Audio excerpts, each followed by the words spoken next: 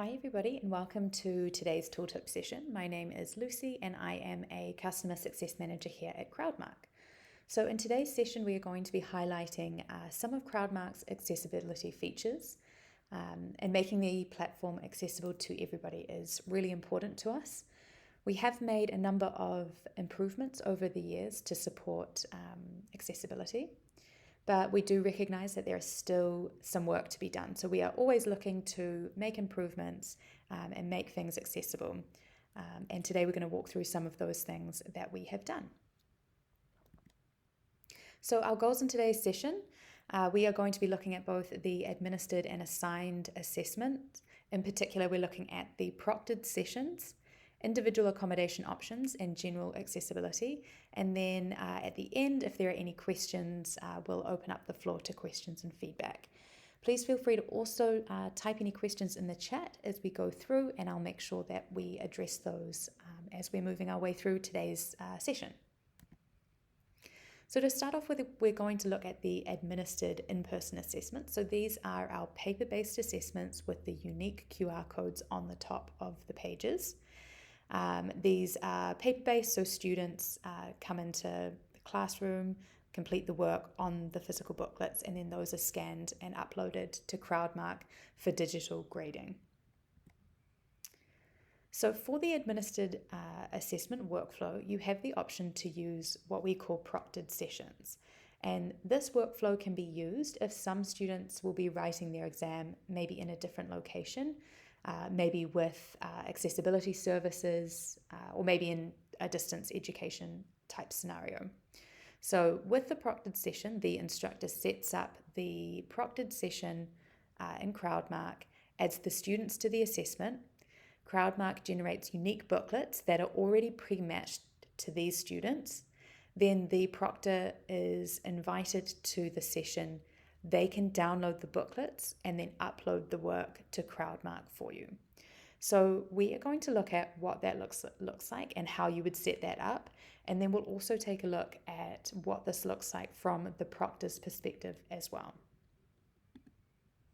So first of all, you'll need to make sure that you have already created your administered assessment. So you've created your assessment, uploaded your template, and then from here, what you're going to do is select the assessment. At the bottom, select settings, and then you're going to scroll down to proctored sessions. From here, you turn that on. You'll see in the left-hand sidebar that now you'll see sessions. So you click on sessions, select add a session, and here you're going to enter your session date and time. If you don't have a specific date and time, you can choose a date range as well. And then you can free type a location for where this is going to take place.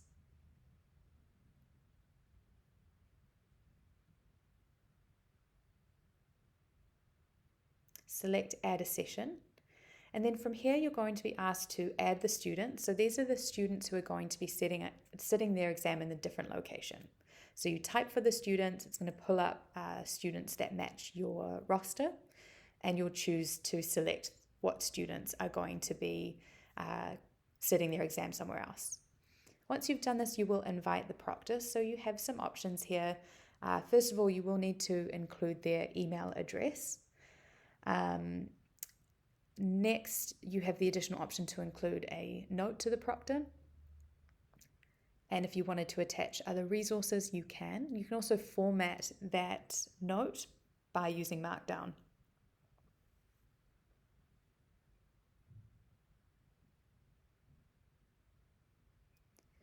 And then the last is to include your contact information. So that is just in case, you want them to be able to access you if they need anything.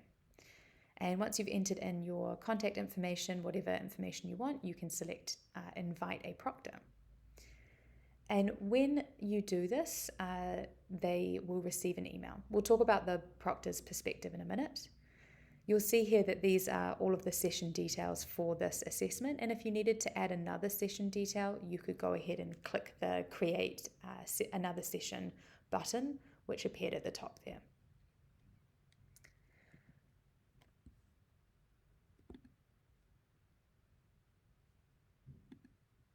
So from the proctor's perspective, when you send the invite to the proctor, they will receive an email from Crowdmark and they'll be asked to log into Crowdmark. So if they don't have a Crowdmark account, that's fine. They'll just be prompted to create one, and that process is really simple. Once they log into Crowdmark, they will see the instructions they need to follow. So they select the session ID information. You can see here they have a welcome message, and then they have some step-by-step guides to follow. So they can download the booklets. So here you'll see that there are two options. So they can either download the booklets for the 2 students, so that will generate one file to download and print, or they can download a booklet for a specific student there. And here's what the booklet looks like. So you can see on this first page, the student has been automatically matched to that booklet. They print the booklets, the students complete the work, and then the proctor can scan the booklets and upload those booklets for grading for you.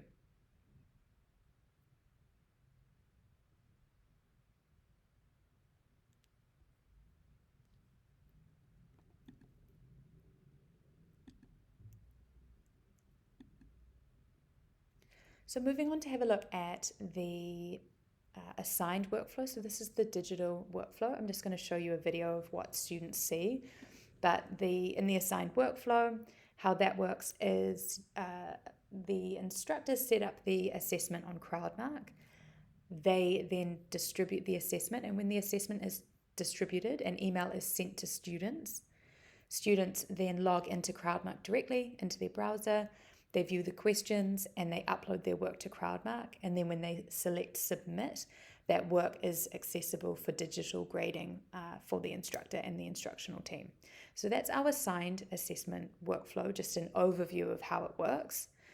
In terms of the accessibility for students in setting up an assigned assessment, there are 3 sort of focuses that we have. So the first is that you can set up an asynchronous assessment. This is a timed assessment, which gives students a window of time to complete their work in a period of time that works well for them.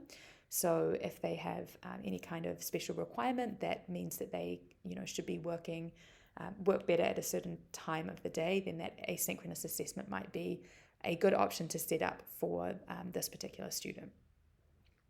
You have custom accommodation options, so you can customize the due date, time window, lateness penalty on a per student basis, and that can be done at the assessment level. And we are also working on a feature at the moment for those accommodation options to also be implemented at a course level. We don't have a time frame for when that feature is going to be released. And then the instructor has the option to include barrier-free questions. So if the instructor includes the text entry question, it will allow both students and instructors to upload barrier-free content using both Markdown and LaTeX.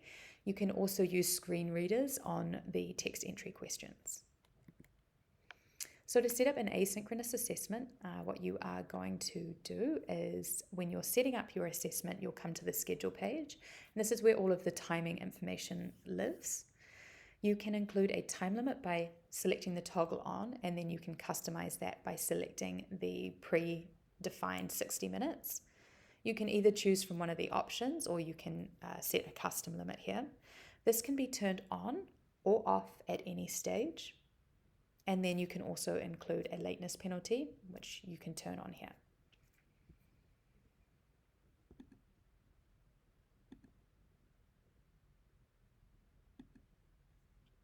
In terms of custom accommodation options, the due date, time limit, lateness penalty can all be customized for individual students, and I've included a screenshot here of what this looks like. And the next slide, I'll show you how to do this. So to set up your accommodation options, what you'll do is you would have set up your assessment already. You'll click into your assessment, select students, search for the student who you want to give extra time for or different time. Select the status, and then you can go ahead and customize their due date, lateness penalty, and time to complete.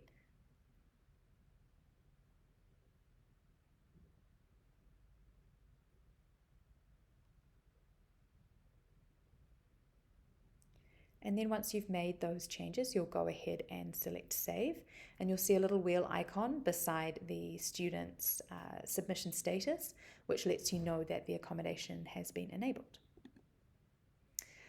So there are multiple question types that you can include in Crowdmark. So you've got your image PDF type question, that's the top one. You've got a text response question, and you've got your multiple choice question. So with the text response question, students can attach additional files to that resource. It's also can be read using a screen reader as well.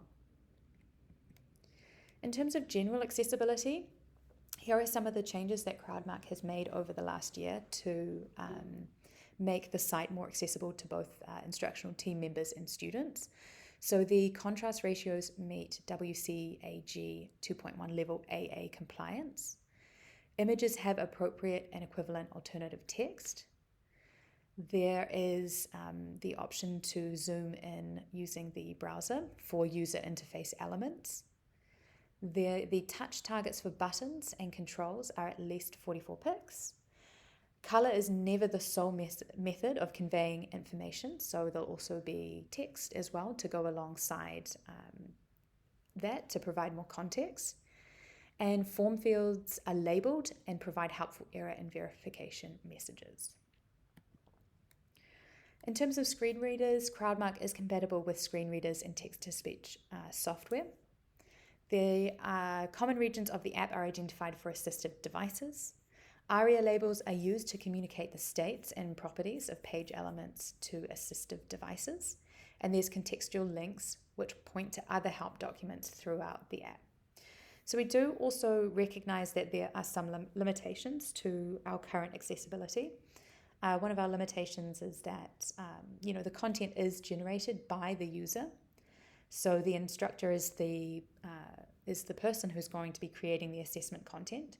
So we really encourage instructors to consider this as they're creating their assessments. And images that are uploaded might not be compatible with screen readers because they are images as opposed to text. We are always interested to hear your feedback, how we're doing, what features you think might be helpful. So if you do have any specific feature requests that might help with, accessibility, if you've done accessibility reviews and you'd like to pass on, your findings, we would always love to hear that, so that we can continue to create a platform that's, beginning to be more accessible.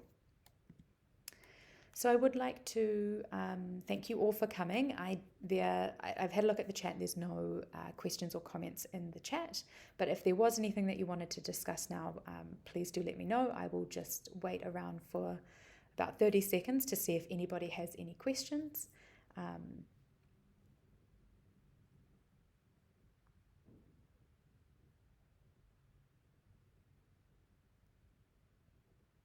Okay, I want to say thank you so much for everybody for joining today, and I hope you have a good rest of your day.